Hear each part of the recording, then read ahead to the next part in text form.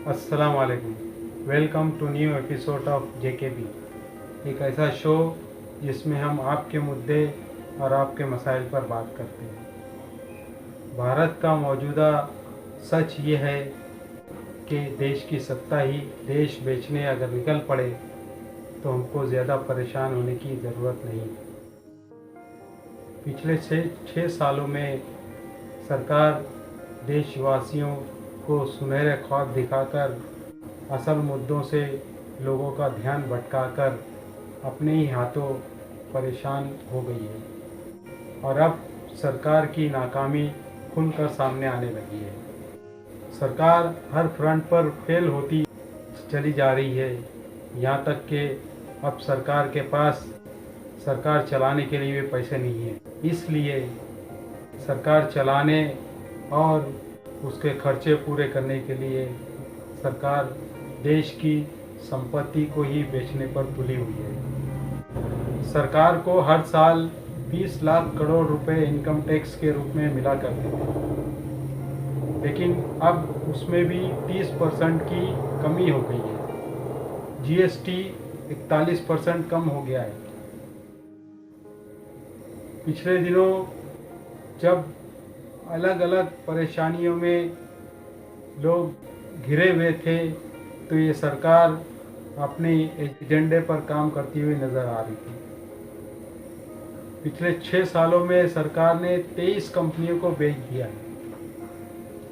इस सरकार ने हमको अच्छे से समझा दिया है कि आपदा को अवसर में किस तरह से बदला जा सकता है, क्योंकि ये सरकार पिछले 6 साल से यही करती चली आ रही है कि जब भी देश कोई परेशानी में घिरता है तो लोगों को परेशानी में उलझाकर सरकार अपना काम बड़ी खूबी से अंजाम देती नज़र आती है।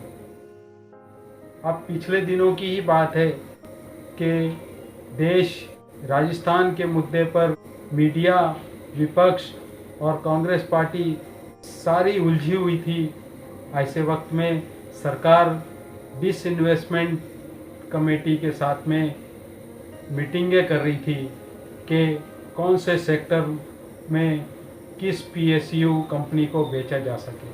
पिछले दिनों सरकार ने mines, railway, highway, port, airport और रेलवे ट्रैक्स बनाने वाली कंपनी और टेलीफोन की कंपनियों में अपनी भागीदारी को बहुत हद तक बेच दिया है और अब सरकार की निगाहें बैंकिंग सेक्टर, पेट्रोलियम में, एटॉमिक एनर्जी, स्पेस, डिफेंस और स्पोर्ट्स जैसे सेक्टर पर टिकी हुई है। सरकार ने पिछले 6 सालों में ना कोई ऐसा उद्योग लगाया है, ना कोई ऐसी कंपनी खड़ी की है जिससे सरकार को कमाई हो सके।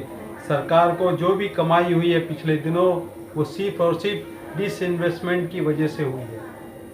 2014-2015 में सरकार ने 24,345 करोड़ रुपए कमाए, जो 2017-18 में बढ़कर 1 लाख करोड़ रुपए हो गए और इस सरकार ने 2020 और 21 में 2 लाख करोड़ रुपए का डिसइन्वेस्टमेंट का टारगेट रखा है।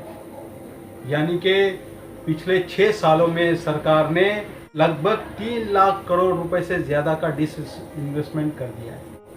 इकोनॉमी पूरी बुरी तरह से जो है चरमरा गई है और इकोनॉमी को सुधारने के लिए सरकार के पास में कोई विजन नहीं है।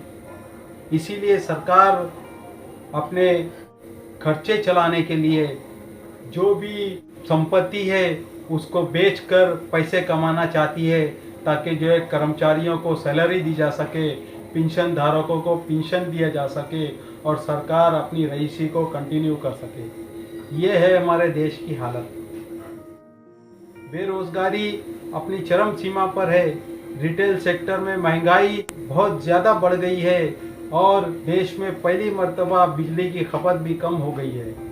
और अभी स्टेट बैंक ऑफ इंडिया की जो हालिया रिपोर्ट आई है, पिछले 8 साल का जो डेटा उसने जारी किया है, उसमें ये बताया गया है एसबीआई ने 1,23,432 करोड़ रुपए राइट ऑफ किए हैं।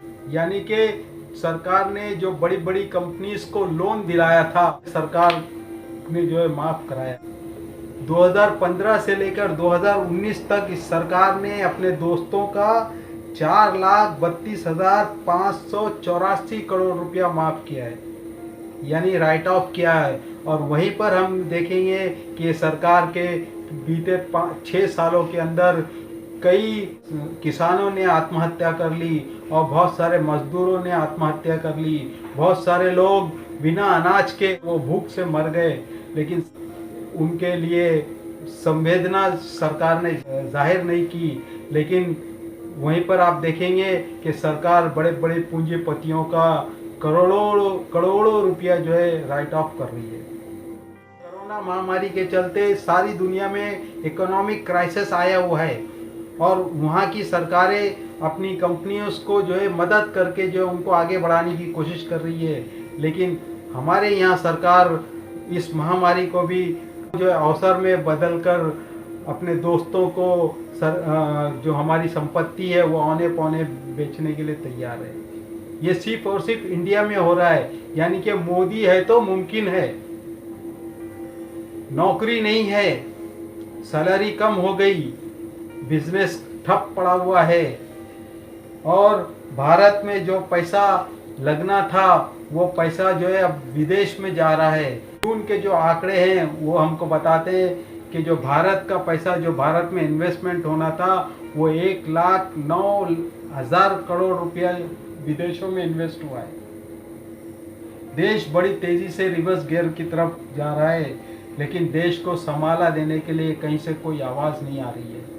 ऐसे में अगर भक्त लोग सब चंगा सी रट लगाए तो हमको कोई ताज्जुब नहीं होना चाहिए।